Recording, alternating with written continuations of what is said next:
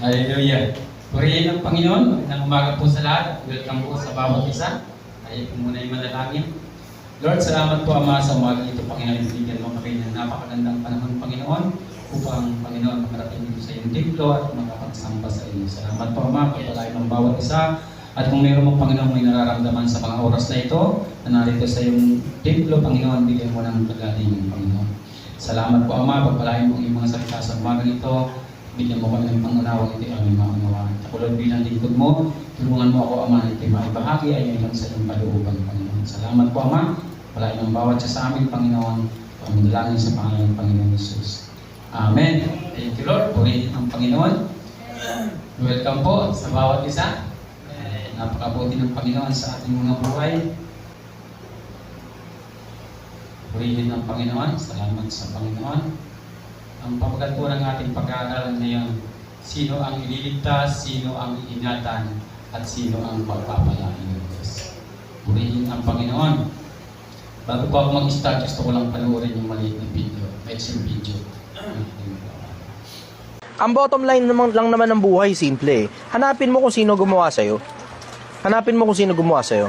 Maraming bagay na pwede kang gawin dito sa buhay na to eh. Pero ang pinaka-bottom line sa akin ha, diretsahan, ang pinaka-bottom line, and this is my personal opinion, bala ka na kung gusto mong paniwalaan o hindi. Binibigyan tayo ng finite amount of time in this life, somewhere close to 60 years, siguro konting longer o konting, di ba, shorter. Pero ang ano nun, ang possible, isa sa mga possible na dahilan, para tignan kung worthy ka ba ng walang hanggan, sa walang hanggan. May forever. Kasi tignan mo, may forever na nagdaan eh. Tapos may mga giant sequoia trees worth 6,000 years old na. Yung edad ng sequoia trees doon sa California. Tapos merong immortal jellyfish. So meron tayong pruweba ng immortality. Meron tayong pruweba ng immortality. Meron tayong pruweba ng mahabang buhay. Purihin ang Panginoon. Ang purpose po talaga natin sa mundong ito, kilalanin natin ang ating Creator. Amen. Sino ba siya? Meron palang nabubuhay ng mga 6,000 years na, at mayroong immortal. Ang totoo pong immortal ay tayo. Kasi ang sabi ng Panginoon, pag tayo ay tumanggap sa Panginoon, sabi ng Panginoong Hesus, tayo ay wala ng kamatayan. Totoo po na tayo ay walang kamatayan pag tayo nasa Panginoon. Itong ating katawang ito mawawala. Pero tayo po bilang mga anak ng Diyos, tayo po ay mayroong buhay na walang hanggan ay pinangako ng Panginoon sa atin. At yun po ay ating matatanggap. Yun po ay pangako ng Panginoon. Kasi po, ang salita ng Panginoon ay mananatiling buhay. Ito po ay immortal. Dahil immortal po ang gumawa ng salita ng Panginoon. Sabi ng Panginoon, mawawalang langit at ang lupa, ngunit ang kanyang salita ay mananatili hanggang wakas. Kaya pag ito po ang ating pinaniwalaan, makakasama tayo ng Panginoon doon sa pangako niyang buhay para sa atin. At itong ating maikling buhay, ito yung binibigyan tayo ng pagkakataon ng Panginoon, tayo po ay worthy na makarating doon sa buhay na walang hanggan na pangako ng Panginoon. Ito po yung gagamitin natin para tayo makarating doon sa pangako ng Diyos sa atin. At ang mga bagay na yan ay dapat po natin magampanan. At sino ba yung mga ililigtas? Ano tayo sa ililigtas? Sino ba yung mga ililigtas ng Panginoon? Kahit ba sino lang ay piniligtas ng Panginoon? Ang sabi po ng awit 91 verse 14, ang sabi po dyan, ang sabi ng Diyos, ililigtas ko ang mga tapat sa akin. Yun po ang ililigtas ng Panginoon, yung mga tapat sa Kanya. Amen. Sino ba yung mga tapat sa Panginoon? Siya yung ililigtas ng Diyos. Kaya nga po dito sa atin, laging itinuturo ang katotohanan, dahil ang katotohanan na magpapalaya sa atin para tayo maging tapat sa Panginoon. Kaya nga ang ating Sunday School, meron na po tayong pagsusulit kahit maikli. Kasi gusto natin malaman kung talagang may natututunan o wala. Sa susunod, pwede natin isama yung title ng ating pinag-aaralan sa Linggo at sa Wednesday sa pag-i-exam. Alam po ninyo, napakahalaga po na dapat matuto kayo sa lahat ng itinuturo ng Panginoon. Kasi kami po ay dapat maituro sa inyo yung tama para yun po ang maging daan para tayo ay makarating sa pangako ng Panginoon sa buhay na walang hanggan. At ang ililigtas daw ng Panginoon yung mga tapat sa Kanya. Amen.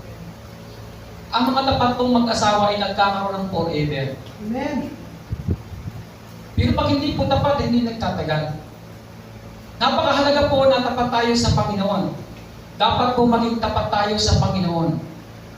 At ang number 1 pong katapatan sa Panginoon, number 1 natin dapat ginagawa, tayo po ay nananalangin at tayo nagbabasa ng salita ng Panginoon at hindi natin kinalilimutan ang kanyang gawain. Marami po tayong mga bagay na dapat ipakita sa Panginoon ang pagiging tapat natin sa Kanya. Marami pong bagay tayong pwedeng gawin sa mundo ito, pero ang napakahalaga po ay ang Panginoon. Kasi darating at darating ang panahon, kahit ikaw ay mayaman, hindi mo kakailanganin ang pera mo para ikaw ay mabuhay. Ang kakailanganin mo ang Diyos. Darating ang araw, sa gitna ng iyong kahirapan darating, na pag nag-aagaw ang buhay mo, tatawagin mo ang Diyos. Tatawagin mo ang Diyos at tatanungin ka ng Panginoon, anak, naging tapat ka ba sa akin? Amen. Nung ikaw ay malakas, nasaan ka? Nung ikaw ay kaya mong maglingkod sa akin, anong ginagawa mo? Nagagawa mo ba yung mga dapat mong gawin na sinasabi ko sa iyo, yung pagiging tapat mo sa Panginoon? Pag tayo humihingi, gusto natin malapit agad, andyan agad, pero tayo ba ay tapat sa Panginoon para ibigay? Marami tayong pwedeng gawin, pero ang pinakamahalaga po, kilalanin natin ang ating Creator. Sino ba ang gumawa sa atin? Ang buhay natin isang iglap lang, piling mawala. Piling ang lakas mo ngayon, mamaya wala ka na sa mundo. Kaya napakahalaga po sa bawat oras na makilala natin ang Panginoon at maging tapat tayo sa Kanya. Dahil yun lang ang ililigtas ng Diyos. Ang sabi ng Panginoon, ang mananatiling tapat hanggang wakas ay siyang maliligtas. Napakahalaga po na tayo po bilang mga anak ng Panginoon ay masundan tayo ng ating mga anak. Alam po ninyo ang napakahalaga sa ating paninindigan sa pagiging tapat sa Diyos, hindi tayo, kundi yung mga sumusunod sa atin, yung ating mga anak. Ang sinasabi ko nga, baka 100, 200 years ka na doon sa langit, kapiling ang Panginoon, wala man lang kamag-anak na dumarating doon.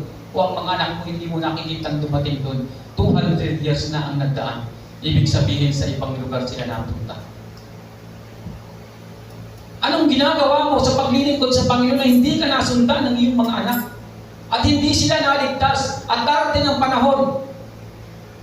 Malalaman at malalaman mo ito sa pangako ng Diyos sa atin.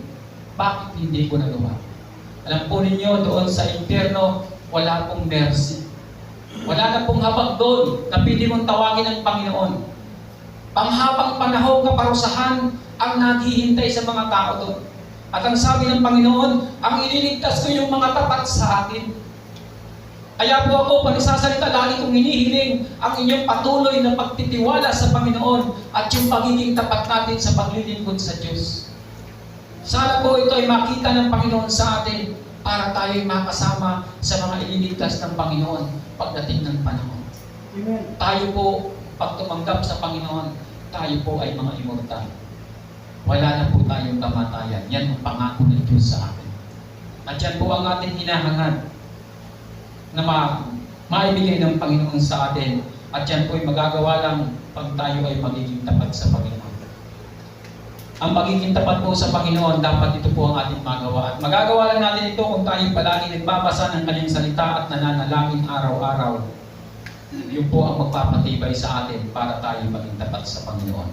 At sino ba yung iniingatan ng Panginoon? Sabi diyan, at iingatan ko ang sino mang taong ako'y kilalanin. Kinikilala ba natin ang Panginoon? Ang sabi ng Panginoon, ang imagkahiya sa akin sa harap ng maraming tao, ikahihiya ko sa Ama. Ngunit, ang magpakilala sa akin, ipakikilala ko sa Ama. Ikinahihiya ba natin ang araw ng ating paglilingkod sa Panginoon? Hindi ba natin pinaglalaban yung araw natin para purihin ang Diyos? Pag mayroon pa mga bagay na kailangan puntahan, sa araw ng linggo, inuuna mo yun? Tandaan ninyo, lahat ng bagay sa mundo ito, ang priority dapat ang Diyos. Amen. Iba yung priority sa importante. Maraming bagay na importante. Pero tandaan niyo yung mga bagay na yan lilipas. Ngunit ang paglilingkod sa Panginoon, mananatili hanggang wakas. At yun po ang dapat natin pangarapin sa buhay na ito.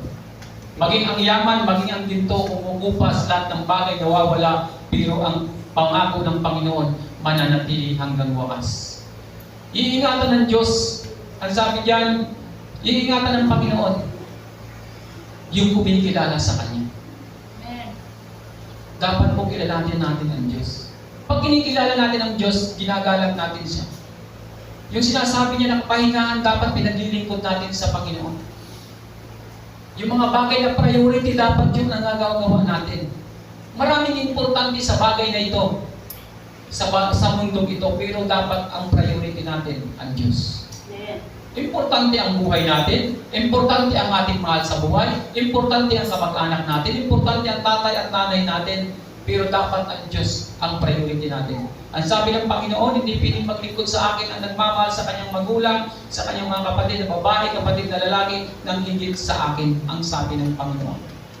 Tandaan ninyo, pag minahal niyo ang Diyos, kayang ingatan ng Panginoon ang mga mahal ninyo sa buhay. Amen. Pero pag mahal niyo ang lahat ng mahal niyo sa buhay at wala kayong pagmamahal sa Diyos, hindi niyo sila kayang ingatan.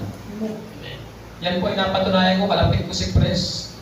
Nung masugatan siya sa ulo ng salamin, di ko walang nagawang agawin. Nasugatan siya. So, alam natin na mga bagay na hindi natin kaya pangalagaan, maging ang ating buhay, hindi mo kaya angkinin na ako ay mamamatay pagdating ko ng 100 years. Hindi po natin piling sabihin. Dahil sabi ng Panginoon, may isang tao nagsasabi, mayaman na ako, magsasaya ako, mag-iinom ako. Ang sabi ng Panginoon, hangal. Ngayong gabi kukunin ko ang iyong buhay at sino ang makikinabang ng iyong pinaghirapan. Lahat po ng bagay sa mundo ay temporary at hindi po natin piling panghawakan. Maging ang pangako ng taong mayaman, pangako ng politiko, pangako ng sino man, o kahit isang mabuting tao pa ang mangako sa iyo. Gagawin niya yun, pero paano kung mawala na rin siya, hindi na rin niya magagawa. Tanging ang pangako po lamang ng Panginoon ang pwede natin panghawakan na makapagliligtas sa atin at makapag-iingat sa atin sa mundong ito. Kaya ito po ang lagi kong iginigiit ng biruan, priority natin ang Diyos sa buhay natin para tayo ingatan ng Panginoon. At sino yung pinakikinggan ng Panginoon pag tumatawag sa Kanya? Ito pong kumikilala sa Kanya. Ang sabi po ng awit 91 verse 15, kapag sila'y tumawag, laging handa ako na sila'y pakinggan. Ang mga tao po na kumikilala sa Diyos, laging nakahanda ang Panginoon na siya ay pakinggan sa lahat ng kanyang dalangin. Sa lahat ng kanyang pagtawag sa Kanya, ipinakikinggan po ng Diyos.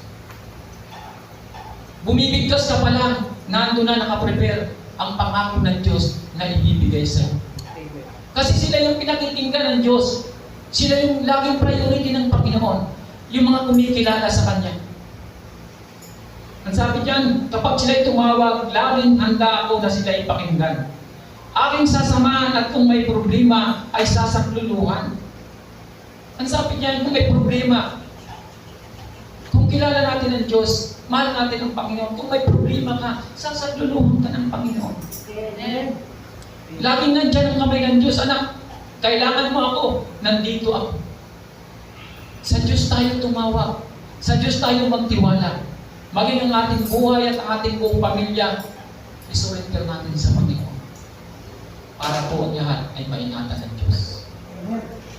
Ang sabi niyan, aking ililigtas at ang bawat isa ay pararangalan. Hindi lang po basta-basta, pararangalan ka ng Panginoon.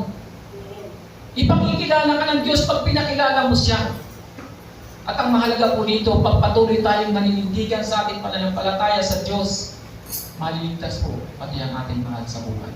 Anong saysay ng buhay mong ito kung ikaw lang ang maliligtas? Tulad ko, kung ako lang ang maliligtas sa pamilya ko, bakit ako maglilingkod po? Pero bakit maliligtas ang iyong mga mahal sa buhay? Dahil sa iyo, dahil ipinakikita mo ang totoong katapatan mo sa Diyos. Paano sila lalapit kung ikaw mismo nagsasabi at hindi ka naninindigan na ang Diyos ang dapat priority sa inyong tahanan? Pag inakit mo yung anak mo, hindi yan sasama sa iyo kasi nakikita na mayroong kang pagkakamali, mayroong kang hindi nagagawa. Amen. Dapat po tayo maging good example sa ating tahanan para ating mga mahal sa buhay. Sabi ng Panginoon, sabi sa Acts, pag tayo po ay naglingkod sa Kanya, maliligtas tayo pati nating buong pamilya. Kung ikaw ay magiging tapat sa Diyos. Dapat maging tapat tayo sa Panginoon, makita ang katapatan natin sa Diyos. Baka kahit yung touch, hindi natin kayang gawin maging tapat sa Panginoon.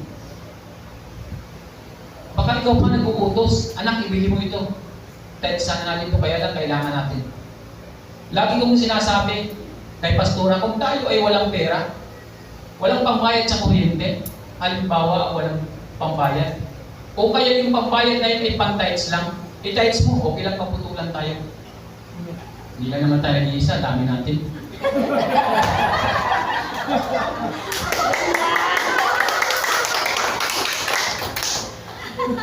Okay lang. Isang linggo lang naman yan, makakapagpakapit ka na ulit. Isang linggo lang naman, makakapagpakapit ka ulit ng kuryente mo eh. Ibibigay naman ng Diyos. Pero pag hindi mo na ibigay yung tithes, yung isang buwan, masasayang yung blessing na ibibigay ng Diyos. Wala akong problema. Lahat tayo magpapaypay. Hindi lang kami. Tayong lahat. Unahin po natin ang Panginoon. Bigyan natin halaga. At ang sabi ng Diyos, handa siyang tumugon sa kanyang mga anak. Handa niyang ibigay at pararangalan pa niya. Ang Diyos po ang nagsasabi at ito po ay hindi pwedeng magkamali. Kaya po maniwala tayo sa Panginoon. Ibibigay at ibibigay ng Diyos po ang mga bagay na ating kailangan kung tayo magiging tapat sa Kanya. Malapit na. Sabi po sa awit, chapter 91 verse 16, sila ibibigyan ko at gagantimpalaan ng mahabang buhay. Yun po yung reward ng Diyos. Yung mahabang buhay dito sa lupa at doon sa walang hanggang buhay na pangako ng Panginoon sa mga taong tapat sa Kanya at kumikilala sa Kanya. Ito po yung mga pangako ng Diyos sa atin. Sa mga taong tapat at kumikilala sa Kanya, ibibigay po ng Diyos ang pangako. Ang sabi niya, mahabang buhay. Pag mahabang buhay, ay mahaba po. Hindi ordinaryong haba yung bibigay ng Panginoon. Tapos sabi doon sa paragraph, at nakakatiyak, tatamuhin nila aking kaligtasan. Nakakatiyak po tayo, hindi po ito tiyamba. Natsambahan ko, hindi po ito tiyamba. Walang tiyamba sa paglilingkod sa Panginoon. Lagi pong sigurado tayo. Iingatan tayo ng Diyos pag tayo ay tapat sa Kanya at kinikilala natin ang Panginoon. Ang Panginoon po ay sagad kong magmahal. Hindi po siya tulad ng tao. Mayroon pong limitasyon at mayroong batas ng tao. Ganito lang, mamahalin kita habang may buhay. Habang may buhay lang naman, yung pangako, di ba, pag kinasal? Kasi pag wala na yung patay na eh, tapos na, wala na yung pangako. Pwede ka na magkasawa ulit. Di ba? Sa pangako, hanggang doon lang eh. Pero ang Diyos po, hanggang sa kamatayan, pupuli tayo ng Diyos para mabuhay ng walang hanggan.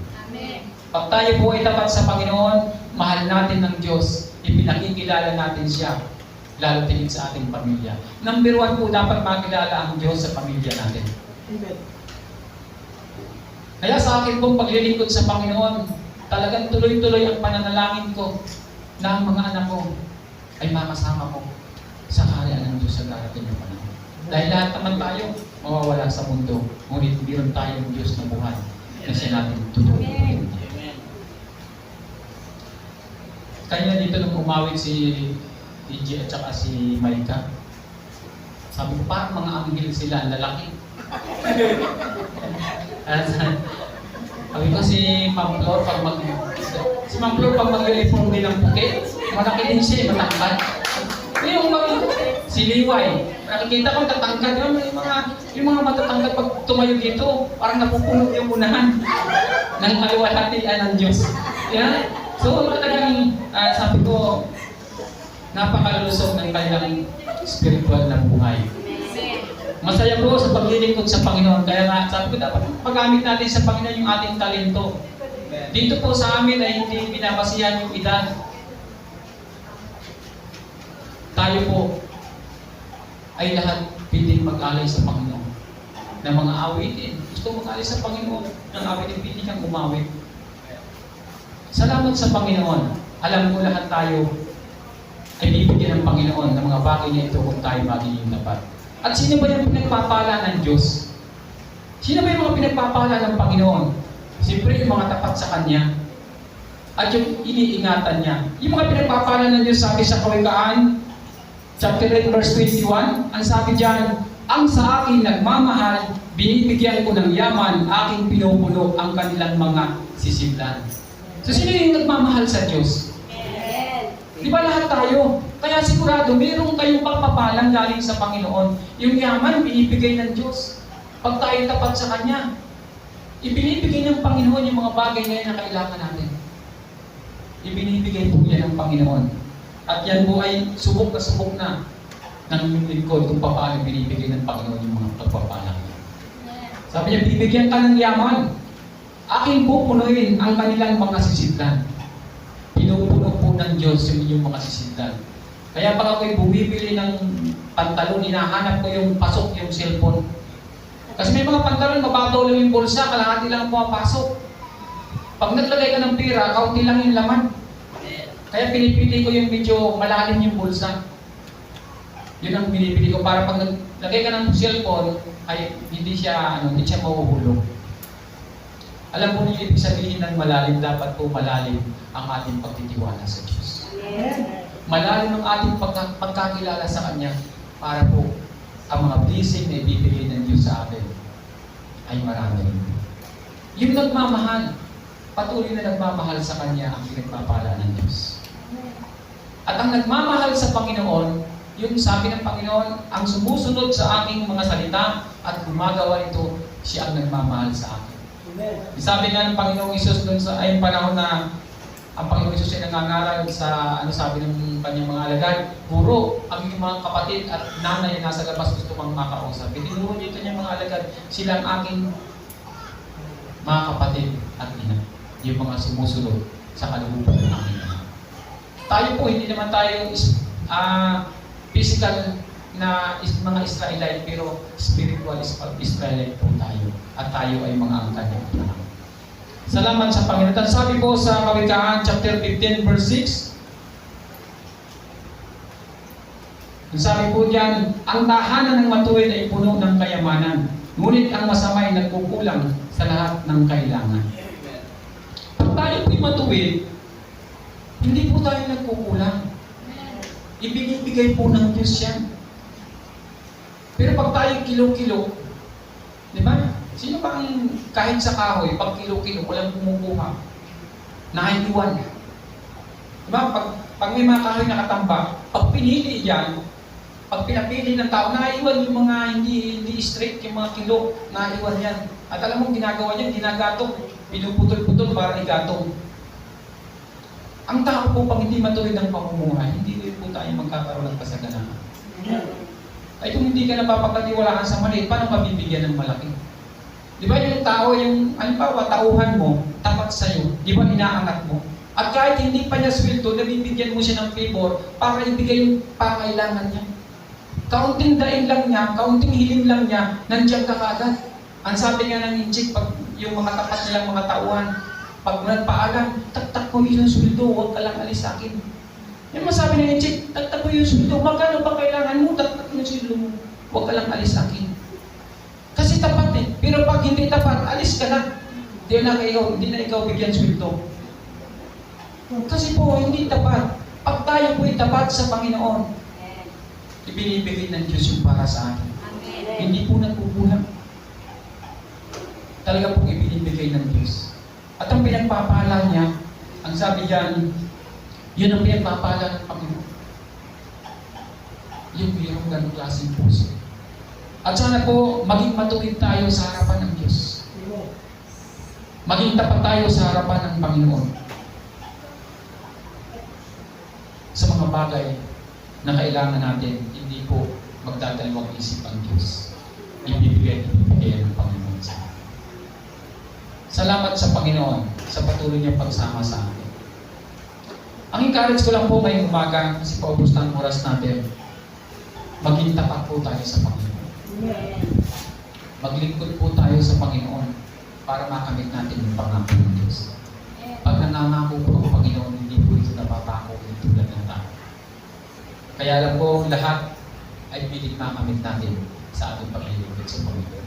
Kaya salamat kanina dahil may kaunting pagsusulit. Hindi naman yan araw-araw, ay hindi naman linggo-linggo na pagsusulit. Alam mo kanina natutuwa ako, hindi lang ako binigyan ng papel eh. Hindi na ako sinali. Pero kung ako'y sinali, maaaring mas mababa pa ako sa inyo. Yung hindi rin ako matanda di ba? Pero matalino yung anak ko eh. Talagang, hindi na niya ako sinali para... Pero salamat sa Panginoon. Alam ko na tayong lahat ay mahal ng Diyos. Kaya tayo ay matatalinong anak. Kaya ang pagpapala ay sumayin lahat. Alam ko, binigay ng Panginoon sa atin yung mga bagay na yun para meron tayo, mapagbantay tayo. Baka naman sa susunod na linggo magpalit na ako kasi may exam naman si Sir Paul. Hindi po naman yan linggo-linggo. Agapan nyo lang pag meron para makasagot. Sayang din naman, di ba? Marami tayong matututunan. At sabi ko, Lord, salamat Panginoon. Alam ko matatalino ang kanyang mga anak. Salamat sa kanyang mga salita ngayong umaga. Tayo po yung mukha, tayo manalangin. Father God, salamat po Ama sa iyong mga salita, Panginoon. Namin na pag-aralan, Father God, dalangin ko, Lord, ito'y maipamuhay ng bawat isa. Pagpalain mo, Lord, ang bawat isang narito, Panginoon, sa mga pangailangan sa pang-araw-araw, Father God, maging kayamanan ng mundo, Panginoon, ipinangako mo sa amin, basta't kami magiging tapat sa inyo. Salamat, Panginoon, pagpalain mo ang bawat isa, at ingatan, Panginoon. Lord, maraming salamat po, Ama, kami dalangin sa pangalan ng Panginoon Jesus. Amen. Thank you, Lord.